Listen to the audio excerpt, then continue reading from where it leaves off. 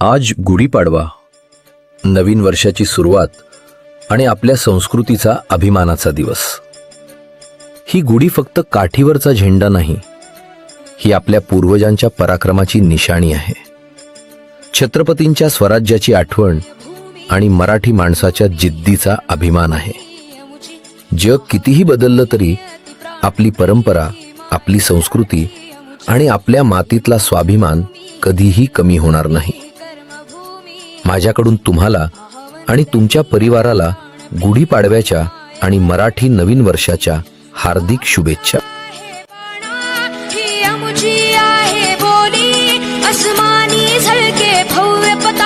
भगव्या हजरी पटक्याची महाराष्ट्र भूमी ही जन्मभूमी ही कर्मभूमी अमुची महावंदनीय ती प्राणप्रिय ही माय मराठी अमुची.